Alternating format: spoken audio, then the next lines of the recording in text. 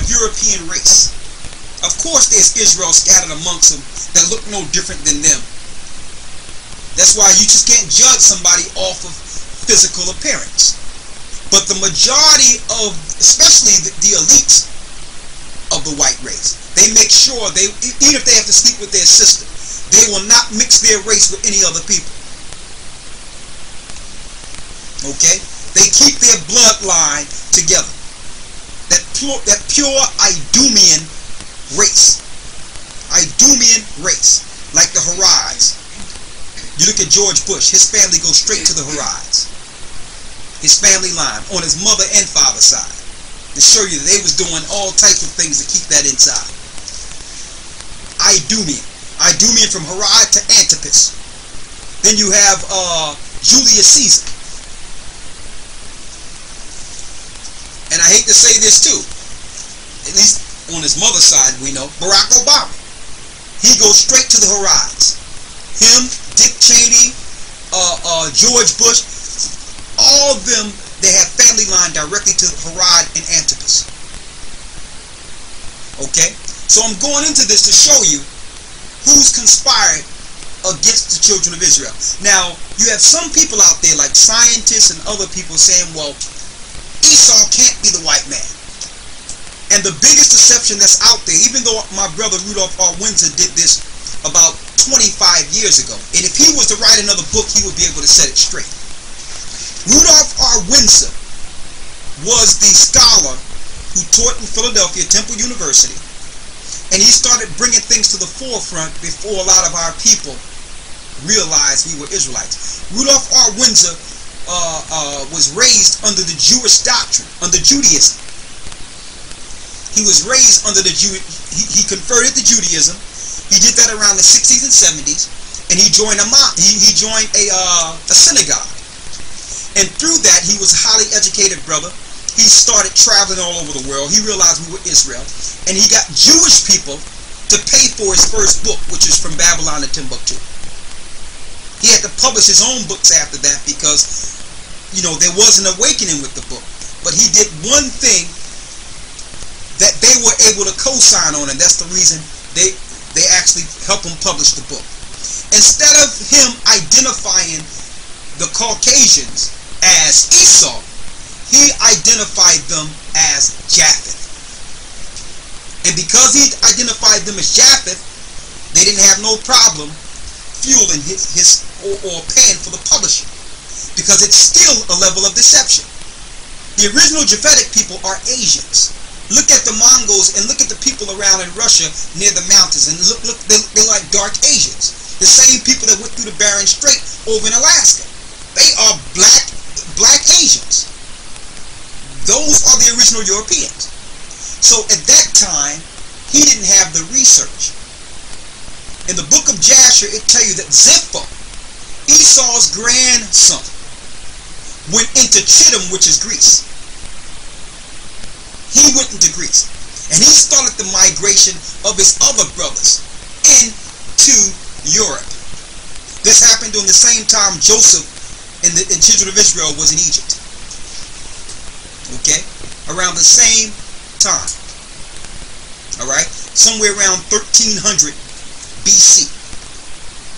Later on, you had Philip of Macedonia around about near a little after the 400s BC. You had Philip, the father of Alexander the Greek, who started fighting against the Asians and had wars against Asians and moved them further into the countries they're in today. Then you had his son who finished the work. Who was that? Alexander the Greek. If you don't believe that, get the movie Alexander the Greek and look who he was fighting against. It shows you all the areas. Push the Asians further back into where they are today. And guess who finished the job? Under Romulus and Remus, the Romans.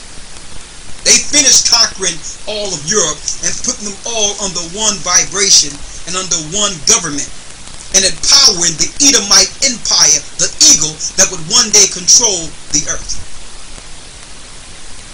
Alright? Now this history, people, a lot of historians, some of them know, but they want to hide this information. Look in the book of Jasher. It tells you exactly what son of Esau went into Europe? Now, you don't know he went to Europe because you don't know the biblical names in the Bible. So you see Zepho going into Chittim, and that's nothing to you because you don't know what Chittim is until you get a modern day map and compare Chittim, and you'll see that Chittim is modern day Greece. Now we understand how Esau went through the Caucasus and went in that area and did what he did. Okay, it all comes together. But Esau was the head conspirator. Why? Because of the struggle between him and his brother Jacob. So he's the head conspirator with taking his brother down, Jacob. Read. And the Ishmaelites. And the Ishmaelites. Right after him came who? The Ishmaelites, which are the modern day Arabs. Now, not all Arabs. That's another misconception. That's another misconception out there.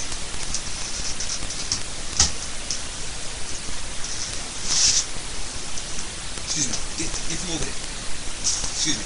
Get from over there.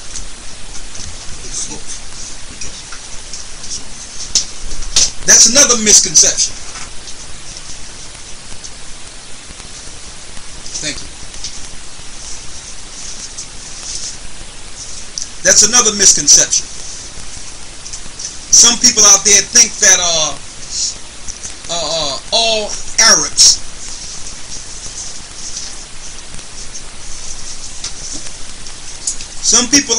think that all Arabs are one race.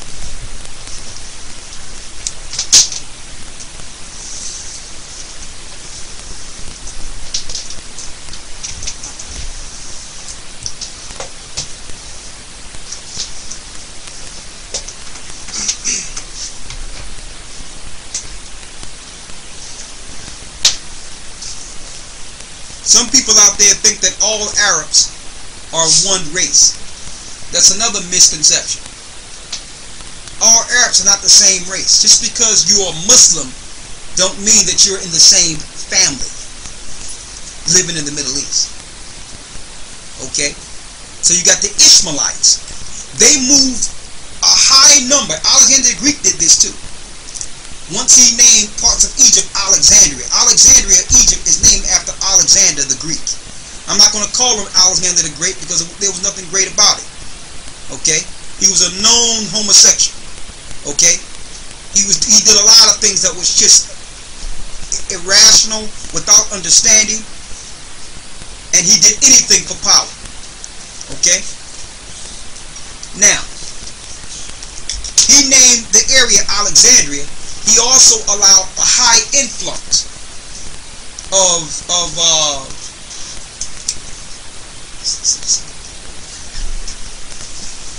no, out the chair. Out the chair. Over there. Thank you. Yeah, 12 princes. He allowed a high influence of Ishmaelites into the area. So they conspired together. Now, why out of all the African countries would he want Ishmael in Egypt? Why would Alexander the Greek have his own palace and have his people come into Egypt and set stake in Egypt? That was before the Roman Empire was ever established. Why? They knew one day that the children of Israel would wake up and track their steps back to Egypt, where they became a nation. Egypt is where Israel walked out of and went into the land of Canaan. So if you put Ishmaelites there, Arabs there, and you put Greeks there and white people there, a few thousand years later, you can tell the people that Christ was Middle Eastern, that Christ was white. Because when you look at the Egyptians and you ignore the Nubians, the original Egyptians that was there, you would think that it was always Middle Eastern. It was a conspiracy against the children of Israel. Read. Ishmael. Who else? of Moab. Of Moab. Moab and Ammon are your modern day Jordanians and your modern day Palestinians, and also they're on the other side of Israel. They're the people that borders Israel. That never changed. They live on the borders.